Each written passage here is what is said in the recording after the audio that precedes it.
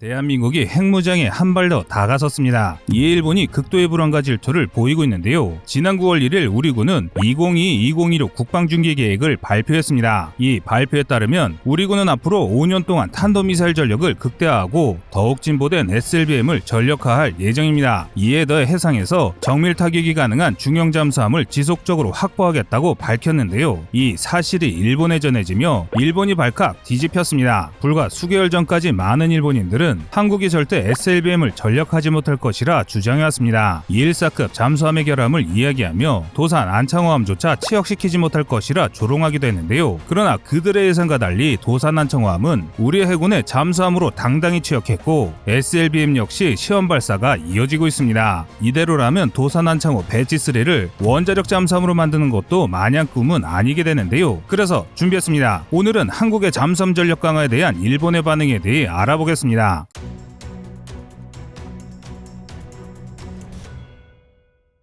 유튜브는 세계 최대 동영상 플랫폼이며 많은 정보를 손쉽게 할 수 있는 정보 매체이기도 합니다. 세계 여러 나라들뿐만 아니라 일본인들 역시 유튜브를 애용합니다. 당연히 일본의 극우들 역시 유튜브를 즐기고 있습니다. 그런데 많은 일본인들이 우리 잠수함 전력에 큰 착각을 하고 있다는 사실을 알게 되었습니다. 바로 일본의 극우 유튜버들이 한국의 잠수함 전력이 형편없다는 거짓을 퍼뜨리고 있는데요. 그 중심의 하나가 손원일급의 전력화 지연 논란입니다. 손원일 잠수함은 한국이 독일로부터 라이선스를 얻어 생산한 1800톤급 디젤 잠수함입니다. 209급을 국산화한 장보고급에 만족했던 우리 해군이 214급 역시 구입한 것인데요. 그런데 문제가 생겼습니다. 잠수함에서 원인 불명의 소음이 발생한 것인데요. 우리와 비슷한 시점에 잠수함을 구입했던 그리스 역시 비슷한 문제가 발생했습니다. 이 때문에 그리스와 잠수함 개발사인 독일 하데베사에 충돌이 일어나기도 했는데요. 그래서 한때 계약이 파기될 뻔하기도 했습니다. 우리 역시 비슷한 문제를 겪었습니다. 다만 그리스에서 원인이 파악됐기에 금방 개선이 가능했는데요. 그럼에도 전력화 지연은 피할 수 없었습니다. 그런데 이런 상황에서 엎친 데 덮친 격으로 방산 비리가 발생했습니다. 기준에 미달하는 볼트를 사용해 잠수함을 조립해 소음이 기준치를 초과하는 일이 생긴 것입니다. 이후 밝혀진 언론 보도에 따르면 기준치보다 40대 11이나 높은 소음이 발생했다고 하는데요. 이 정도면 사실상 군용으로 쓸 수 없는 수준입니다. 그리고 상황이 이렇게 되자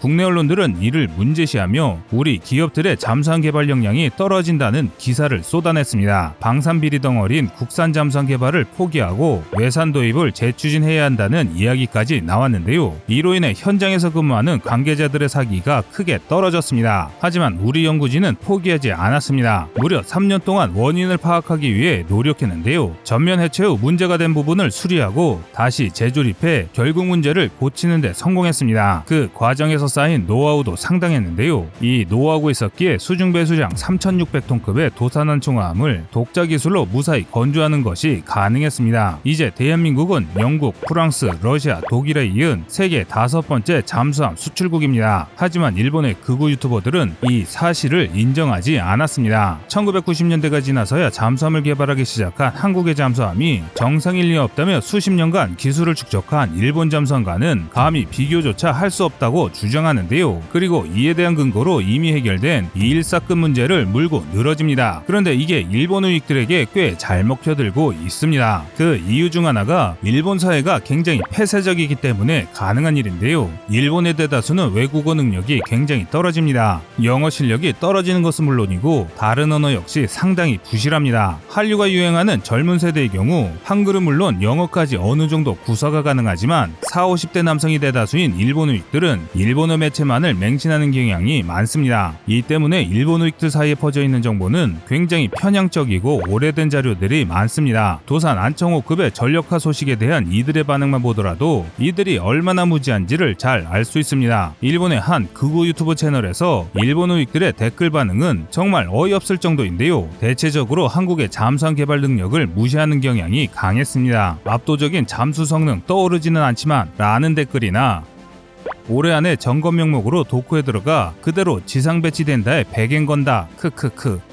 한국산 잠수함이 정말 고성능 저비용으로 인도양에서 대중 억제력을 발휘할 수 있다면 중국이 외교 경제 등 전력을 다해 막았을 것이다. 그런 게 없다는 건 성능 역시 별 볼 일 없다는 거지. 라며 한국의 잠수함 제작 기술을 무시하거나 나름 그럴싸한 분석을 하는 이도 있었는데요. 전반적으로 자국에 대한 과신이 강하면서 한국의 기술을 무시하는 경향이 강했습니다. 그러나 이들의 생각하는 것과 현실은 전혀 다른데요. 일본의 잠수함 전력은 확실히 강합니다. 도산 안창호급과 비슷한 시기에 건조된 소류급 후기형의 경우 4,000톤을 상회하는 수중 배수량의 대형 디젤 잠수함이며 세계 최초로 순수하게 리튬이온 전지로만 기동하는 잠수함이 되었습니다. 작년에 진수해 내년까지 전력화가 예정되어 있는 타이게이급 일본함인 타이게이의 경우에는 전면에 말구평 소나와 광섬유 패시브 계열 측면 배열 소나가 배치되는 최신형 잠수함입니다. 2023년 이후에나 본격적인 건조가 시작되는 우리 도산 안창호 배치 특급에 비해도 부족함이 없습니다. 아무리 일본이 세력하고 있다지만 한국이 단번에 따라잡기에는 아직까지 일본에 남은 저력이 상당한 것은 사실입니다. 하지만 이를 바꿔 말하면 일본이 세력하고 있는 지금 뭔가 뾰족한 해법을 내놓지 못하면 결국 일본의 국방력은 쇠락할 수밖에 없다는 이야기와 같습니다. 지금 일본의 조선 기술은 점차 정체되고 있는 추세인데요. 올해 3월 수에즈 운하를 막아 논란이 됐던 에버기브노나 모리셔스에 자처한 와카시오호, 지난달 두동강이 난 크림슨 폴라리스호 등이 일본 조선업의 세락을 보여주는 좋은 사례인데요. 고부가 가치 선박 경쟁에서 한국에 패한 일본이 중국과 경쟁하기 위해 저가 수주에 나서며 급하게 만든 배들이 사고를 내고 있기 때문입니다. 일본의 주력 경쟁 사업이 조선 사업인데 이 조선 사업이 비정상인데 군함 제작이라고 잘 유지될 리가 없습니다. 현재 일본 정부는 군함 제작과 잠수함 건조를 위해 막다한 국세를 투자하고 있습니다. 그런데 그 규모가 정말 상상을 초월하는 금액입니다.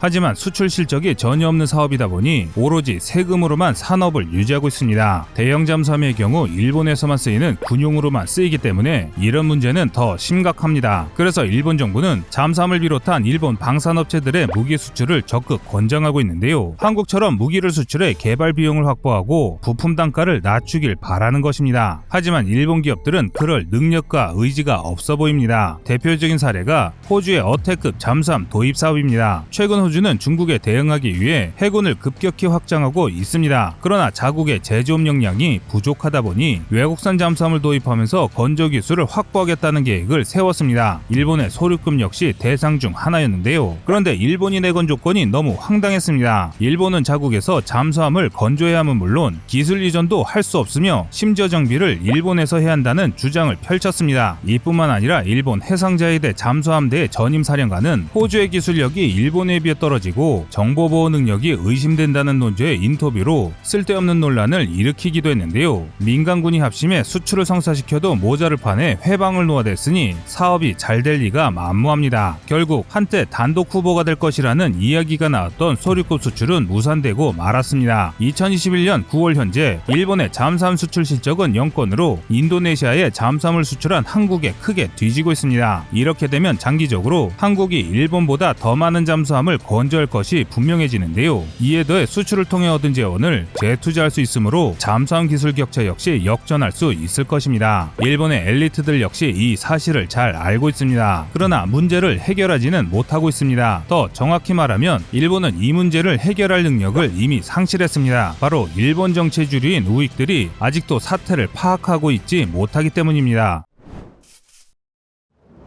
우리 해군은 지난 2일에 도산 안창호급에서 SLBM 수중발사 테스트를 진행할 것이라 밝혔습니다. 정확한 결과는 아직까지 공개되지 않았으나 이 추세대로라면 수년 안에 완벽한 SLBM을 보유할 수 있을 것으로 보이는데요. 그러나 일본은 그렇게 생각하지 못하는 것 같습니다. 한국은 지금까지 제대로 잠수할 수 있는 잠수함을 운영해 본 적도 없는데 무슨 3,000톤 잠수함을 만드냐며 비아냥대고 있고 게다가 인공위성도 못 쏘는 나라가 무슨 SLBM 발사관을 만드냐며 한국 기술을 폄하하고 있습니다. 하지만 그들의 발언과 달리 우리 잠수함 건조 능력은 감히 일본은 상상도 할 수 없었던 속도로 빠르게 발전하고 있습니다. 특히 최근에는 본격적으로 원자력 잠수함 개발을 추진하려 하고 있는데요. 지난 8월 말 국회 청문회에서 핵잠수함의 기본 연구가 마무리됐다는 것이 사실이냐는 한 국회의원의 질문이 나왔는데요. 이 질문에 대해 강은호 방위사업청장은 공개적으로 답변드리기 좀 곤란하다며 눈웃음을 지어 보였습니다. 그래서 일각에서는 원자력 추진 뒤처진 잠수함 건조를 위한 연구가 어느 정도 진행되었음을 암묵적으로 밝힌 것이 아니냐는 이야기가 나오고 있는데요. 그런데 방사청장의 답변이 의미심장합니다. 바로 긍정이나 부정을 확실하게 대답하지 않은 것입니다. 마치 어떤 일을 진행하다가 걸린 것 같은 제스처를 취했다고 봐야 하는 게 더 정확한 표현일 텐데요. 보통 국회 청문회라 할지라도 중요한 기밀은 숨기는 것이 기본인데 국회의원이 이렇게 엄청난 이야기를 갑자기 방위사업청장에 물었다는 것 자체도 의문인데 이것을 해당 사업 당사자인 방사청장이 두루뭉술하게 말한 것입니다. 이 내용을 보면 한국 정부가 원자력 잠수함 추진 과정을 간접적으로 대중에게 공개한 것이라 볼 수 있습니다. 이를 뒷받침해주는 근거도 여러 나오고 있습니다. 바로 4세대 원자로가 잘 개발되고 있기 때문입니다. 이 원자로는 녹는 점은 낮으나 끓는 점이 높고 방사능 차폐 능력이 뛰어난